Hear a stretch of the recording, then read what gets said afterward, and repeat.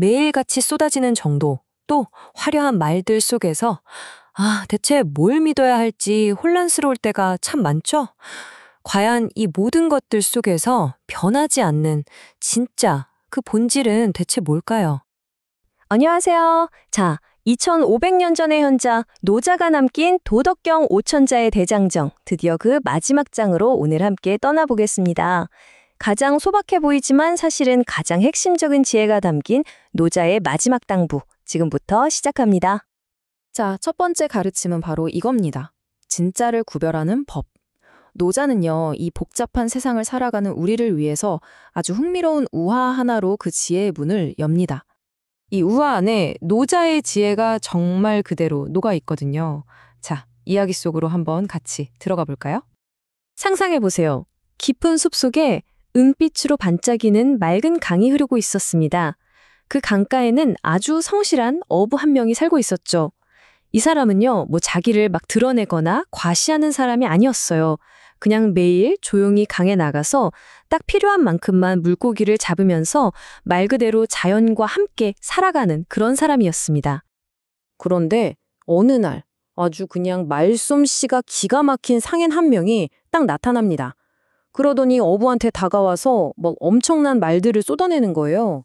이 강에 있는 물고기를 싹 다 잡아서 어마어마한 부자가 될 방법이 있다는 거죠. 근데 어부는 어땠을까요? 그냥 빙그레 웃기만 해요. 이 사람은 말로 맞서 싸우는 대신에 매일매일의 행동으로 그냥 보여주는 거죠. 딱 필요한 만큼만 잡고 남은 건 다시 강으로 돌려보내고 또 잡은 것 중 일부는 어려운 이웃들하고 나누고요. 어부의 삶은 말이 아니라 행동 그 자체였던 겁니다. 자, 바로 이 어부와 상인의 모습. 이 안에 노자가 말하려는 진실을 가려내는 세 가지 기준, 즉 시금석이 전부 다 들어있습니다. 하나씩 뜯어볼까요? 첫 번째 기준은 바로 말에 대한 겁니다. 자, 들어보세요. 신원불미, 미연불신. 이게 무슨 뜻이냐면요. 진실한 말, 믿음직한 말은 꾸밈이 없어서 막 화려하고 아름답진 않다는 거예요. 반대로 너무 아름답게 꾸며진 말은 오히려 진실하지 않을 수 있다는 거죠. 어부와 상인의 말을 생각해보면 이게 딱 와닿죠. 어부의 말은 좀 투박할 순 있어도 진심이 담긴 신원인 거고요. 상인의 말은 귀에는 착착 감기는데 사실 알맹이가 없는 미연인 셈이죠.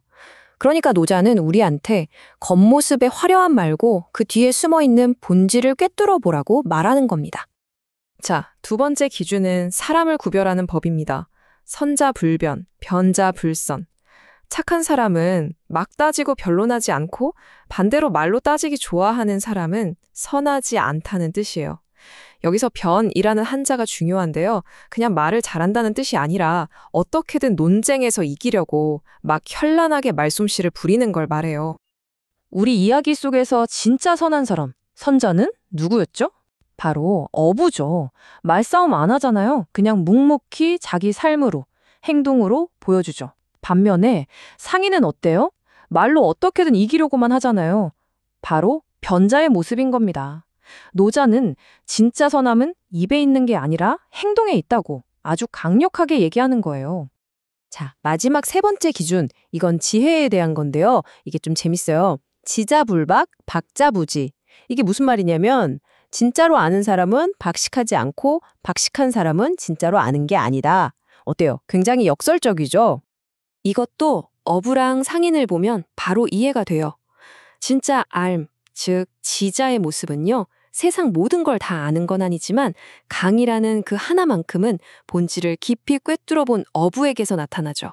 반대로 넓긴 한데 얕은 지식, 즉 박자의 모습은 온갖 사업 정보를 줄줄 꿰고 있는 상인에게서 보이는 거고요. 노자는 우리에게 이것저것 많이 아는 것보다 하나라도 깊이 있게 아는 본질적인 지혜가 훨씬 중요하다고 일깨워주는 겁니다. 자, 이렇게 진짜를 구별하는 법을 배웠다면 이제 노자는 도덕경 전체를 꿰뚫는 아주 위대한 역설로 우리를 안내합니다. 바로 성인의 삶의 방식, 진정한 풍요로움이 뭔지에 대한 이야기예요. 성인은 쌓아두지 않습니다. 오히려 남을 위해 애쓸수록 더 갖게 되고 남에게 내어줄수록 더 많아진다고 합니다. 와, 정말 우리가 아는 세상의 경제 논리랑은 완전히 반대되는 얘기죠? 주면 줄수록 많아진다니요? 이게 바로 노자가 말하는 역설의 산수입니다. 아니, 어떻게 이런 역설이 가능할까요? 그건 바로 나눔을 통해서 눈에 보이지 않는 더 큰 걸 얻기 때문이에요. 신뢰라든지 공동체 같은 사회적 자산, 그리고 내면의 충만함 같은 진짜 부를 쌓는 거죠. 생각해 보세요. 고여있는 물은 퍼내면 줄어들지만 끊임없이 흘려보내는 샘물은 마르지 않잖아요. 바로 그거예요. 이웃에게 물고기를 나눠줬던 우리 어부가 사실은 더 큰 만족과 풍요를 느꼈던 것처럼 말이죠. 자, 이제 노자는 5천자에 달하는 이 도덕경 전체를 마무리하면서 마치 자신의 모든 철학을 꾹 눌러 찍는 도장처럼 두 개의 아주 장엄한 서명을 남깁니다. 첫 번째 서명은 하늘의 길입니다. 천지도 리이브레.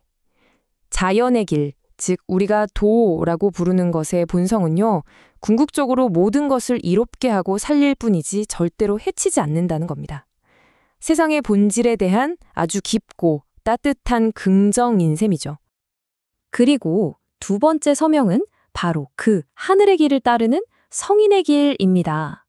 성인 지도, 위부쟁. 성인은 마땅히 해야 할 일을 행하되 결코 남과 다투지 않는다는 뜻입니다. 생각해보면 우리 이야기 속 어부야말로 이 길을 완벽하게 보여주는 사람 아니었나요? 매일 낚시를 하고 이웃과 나누는 행함을 실천했지만 더 많은 부와 명예를 얻기 위해서 상인과 다투지 않았잖아요. 이것이야말로 노자가 말하는 가장 이상적인 삶의 모습이자 도덕경 5천자를 관통하는 최종 결론인 겁니다. 그렇다면 이 질문을 여러분께 드리고 싶습니다. 지금 여러분의 삶에서 다투지 않는 것이란 무엇을 의미할까요?